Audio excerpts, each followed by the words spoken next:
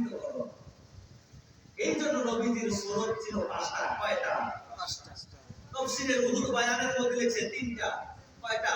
৩টা। সূরা মরিয়মের প্রথম নাম্বার আয়াত কাফ হা ইয়া আইন সয়া, এটাকে হরফে মুকাত্তাআত বলা হয়।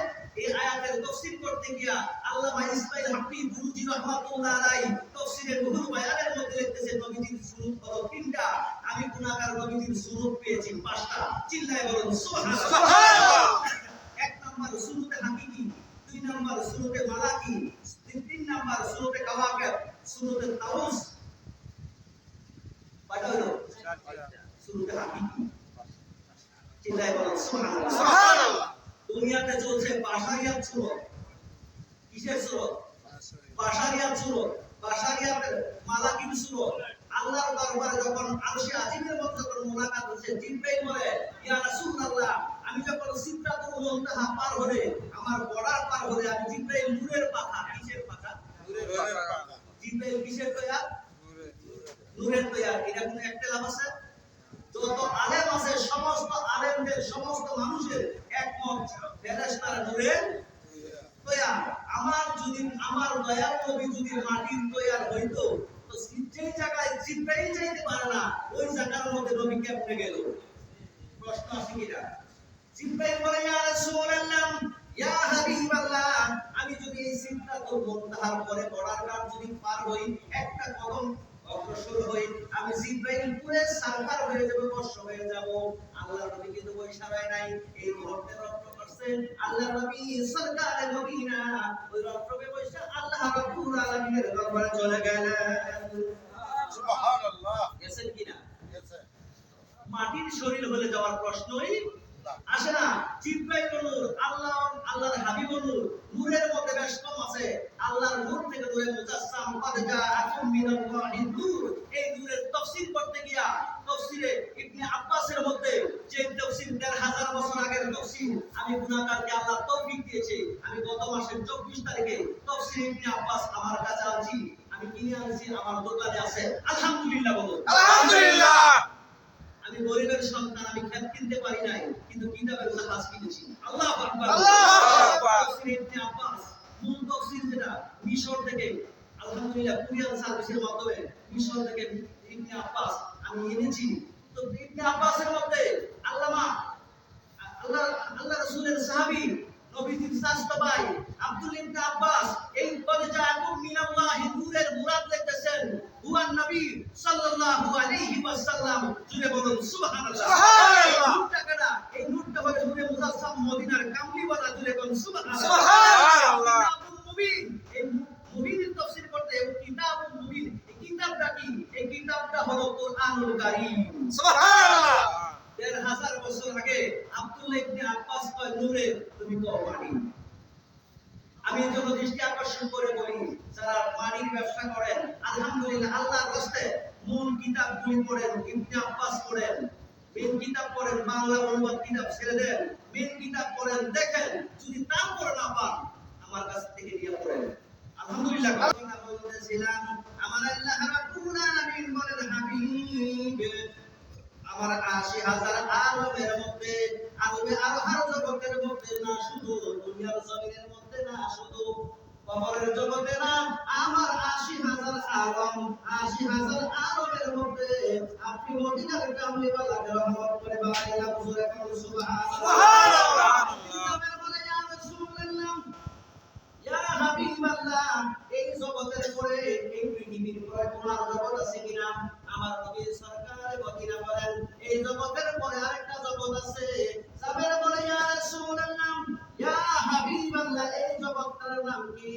আমার নবী সরকার মদিনা বলেন ও সাহাবারা শুনো শুনো, ওই জগতের নাম হলো আরবে আরজাবাইজা। জোরে বলুন সুবহানাল্লাহ। সুবহানাল্লাহ। রাসূল সাহাবারা বলে ইয়া রাসূলুল্লাহ, ইয়া হাবিবাল্লাহ, জানলাম এই জগৎটার নাম হলো আরবে আরজাবাইজা। ইয়া রাসূলুল্লাহ, এই জগৎটা কত বড়?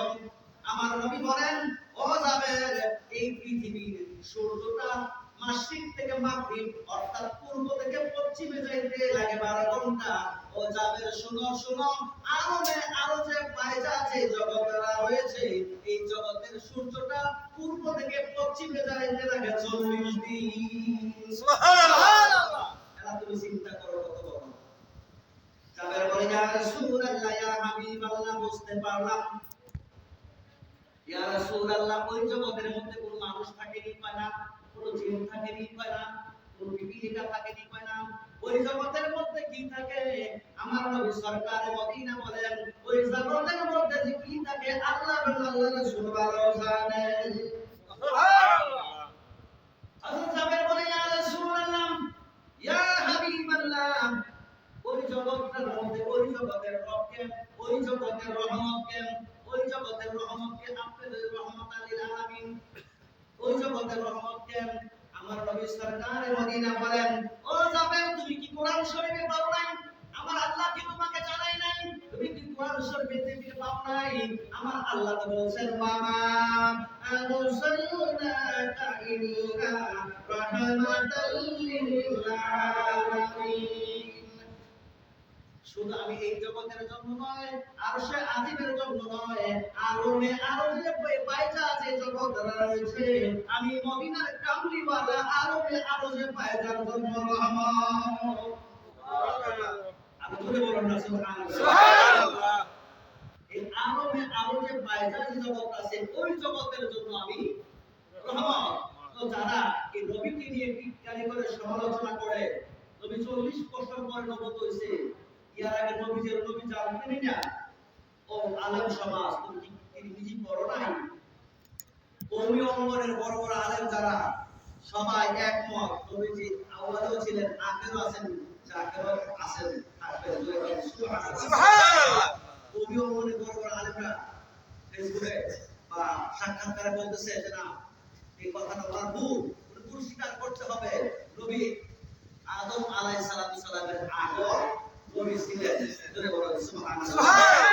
আল্লাহুম্মা সাল্লি আলা সাইয়্যিদিনা মুহাম্মাদ নাবিয়ানা শাফিয়ানা মাওলানা মুহাম্মাদ নাবিয়ানা শাফিয়ানা মাওলানা মুহাম্মাদ। আল্লাহুম্মা সাল্লি আলা সাইয়্যিদিনা মুহাম্মাদ। এই হোক, যে কথা বলতেছিলাম, আমার আল্লাহ রাব্বুল আলামিনকে পেতে হলে নবীর অনুকরণ লাগবে, দুরূদ শরীফ লাগবে। আন্নান জিহাদি সাহেব বলছে যে আলোচনা করছিল ওয়াল আউয়ালু ওয়াল আখির ওয়াজ জাহির, মনে নাই? ওয়াজ খালি শুনলে চলবে না, ওয়াজ কিছু ভিতরে রাখতে হবে। ওয়াজ যদি ভুলে যায় তো হবে না। সারা রাত ওয়াজ শুনলাম কিন্তু ওয়াজ ভুলে গেলে চলবে না। ওয়াজ শুনতে হবে, আর ওয়াজ শুনে গিয়ে যদি ফজরের নামাজ না পড়ে চলবে না। ওয়াজ শুনলেন এটা নফল ইবাদত, ফজরের সময় ফজরের নামাজ পড়ে না পড়ুন। আমরা ইবাদত কয় প্রকারে হয়? 4 প্রকারে হয় ইবাদত। আল্লাহর ইবাদত, নবীর মুহাব্বত, কি নবীর মুহাব্বত ছাড়া চলবে? আল্লাহর ইবাদত, আল্লাহর হুকুম, আল্লাহর ইবাদত, নবীর মুহাব্বত, ওলি আল্লাহদের সহবত, পিতামাতার খেদমত, 4 প্রকারে হয় ইবাদত। জোরে বলুন সুবহানাল্লাহ। এইজন্য 4টা জিনিস যদি আপনার মধ্যে না থাকে, নামাজ পড়লেন না, পর্দা করলেন না, হালাল হারাম খাইলেন না, সারা দিন জিকির করলেন, এই ইবাদত কবুল হবে না। এই ইবাদত কবুল হবে? এই ইবাদত কবুল হবে না। অতএব আমরা ওলি আল্লাহদেরকে মহব্বত করি, আল্লাহর হুকুমকে পালন করি। যদি আল্লাহর হুকুম ছাইড়া দিয়া ওলি আল্লাহদের দরবারে যান, কোনো কাজে আসবে না, কোনো কাজে আসবে না। অতএব ফরজ ছাইড়া নফল নিয়ে দোটানাটানি করলে কোনো কাজে আসবে না। অতএব 5 ওয়াক্ত নামাজ পড়তে হবে, নবীজির দুরূদ সালাম পড়তে হবে। আল্লাহ বলেন সাল্লু আলাইহি ওয়া সাল্লিমু তাসলিমা। আল্লাহ সময় নির্ধারণ করে নাই, 24 ঘন্টা পড়ো নবীজির শানে দুরূদ সালাম। এইজন্য আমরা একটু নবীজির সালাম জানাইবো।